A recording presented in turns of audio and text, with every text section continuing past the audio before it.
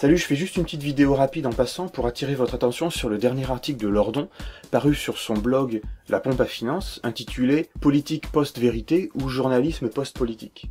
Ça m'intéresse particulièrement parce que la notion qu'il développe de journalisme post-politique, c'est exactement ce qui fait le fil directeur de mes émissions Langue de bois.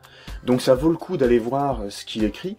Sinon, comme c'est parfois dur et un peu long à lire, je vais vous en donner les grandes lignes. Il fustige un certain journalisme, une clique d'éditorialistes incapables de se remettre en question, pourtant après un certain nombre de gifles assez monumentales qu'ils ont encaissées ces derniers temps. Le reproche que Lordon fait à tous ces médias, c'est pas de ne pas avoir anticipé l'élection de Trump, par exemple, c'est pas par des sondages de ne pas être parvenu à prédire, à prévoir ce qui allait se passer. Non, ce qu'il leur reproche, c'est d'avoir contribué à la montée d'un tel phénomène. En refusant d'examiner les alternatives politiques dont Trump se présente comme étant le champion, alternatives politiques auxquelles voudraient croire un certain nombre d'électeurs. Mais alors ce qui hérisse Lordon au plus haut point, c'est que ces médias ont évidemment la conscience tranquille. C'est-à-dire que eux ils disent, nous écoutez, on a tout fact-checké, on a montré point par point que ils disaient des conneries sur les Mexicains, sur les émigrés, etc. Et donc, c'est pas de notre faute si les électeurs sont prêts à croire absolument tous les mensonges de ce bonhomme-là. C'est que selon un terme qui commence à être à la mode dans les milieux journalistiques, nous serions entrés dans une ère de la politique post-vérité. C'est une notion qui repose sur l'idée extrêmement profonde que les politiques disent souvent des conneries. Ajoutons à cela le fait que, puisque nous sommes à l'ère des réseaux sociaux, chacun devient en quelque sorte à lui-même son petit journaliste. Autrement dit, on assiste à une multiplication et une déprofessionnalisation des pôles de production de l'information. Il n'existe plus, ou en tout cas, les anciens pôles qui monopolisaient la production légitime d'informations se voient contester leur légitimité. Et donc tous ces journalistes que Lordon incrimine dans son article en tirent l'idée qu'on a d'un côté des hommes politiques qui passent leur temps à dire des conneries, à mentir, etc. Et devant, on a une masse grouillante d'électeurs prêtes à gober n'importe quoi, parce que la notion de vérité n'a plus vraiment de sens pour eux. Mais le problème, c'est qu'on se demande jamais pourquoi des millions et des millions de personnes sont prêtes à croire d'un seul coup, littéralement, n'importe quoi.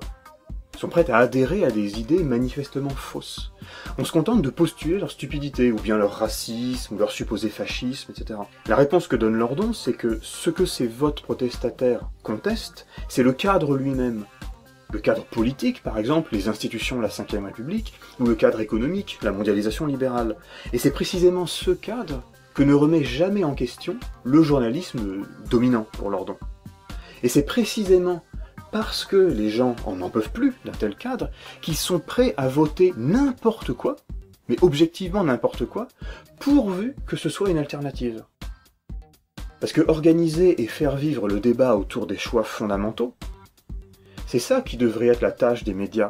Or, c'est précisément ce qu'empêche toute une clique de journalistes interchangeables, ces espèces d'éditorialistes qu'on voit partout, en disqualifiant systématiquement des opinions qui sont des alternatives franches au cadre ou au consensus de Washington, à la mondialisation libérale ou aux institutions de la Ve République. Le véritable clivage, il passe entre ceux qui sont implicitement d'accord et d'un accord inavouable pour travailler à l'intérieur du cadre, et ceux qui, d'autre part, veulent sortir du cadre et le refaire. Ce verrouillage idéologique qu'il y a au niveau des éditorialistes, cette espèce de verrouillage pragmatique, réaliste, il n'y a pas d'alternative, etc., est redoublé par la pratique envahissante du fact-checking, qui est évidemment une pratique nécessaire.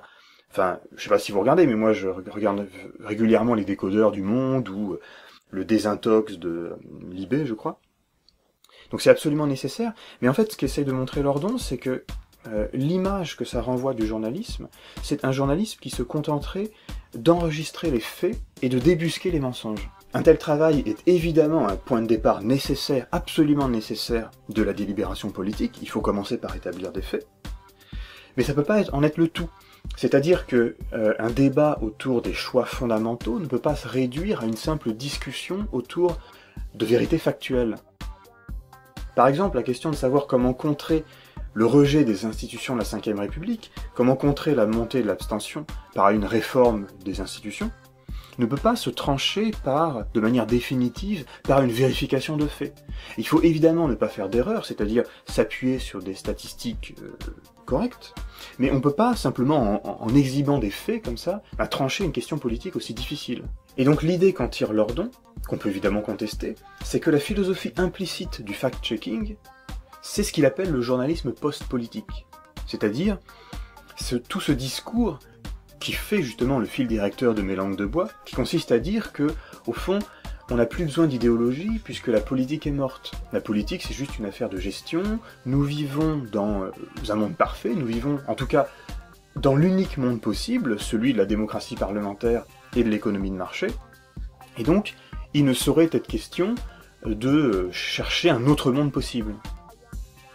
Il lui reste maintenant à prendre les mesures que la situation impose. Restaurer un journalisme politique, ce serait au minimum rappeler qu'il n'y a de débat public ou de délibération politique qu'idéologisée. C'est-à-dire que nos argumentations en la matière se réfèrent sans cesse, se réfèrent nécessairement à des systèmes d'idées, à des valeurs, à des courants politiques, à des personnages historiques, en tout cas des événements historiques, etc. Moi, ma petite contribution à toute cette affaire, c'est d'essayer de débusquer des termes, des expressions, des manières de conduire une discussion qui ont pour effet de verrouiller une argumentation en l'empêchant de se porter sur des alternatives politiques. Des alternatives politiques dont on a tant besoin.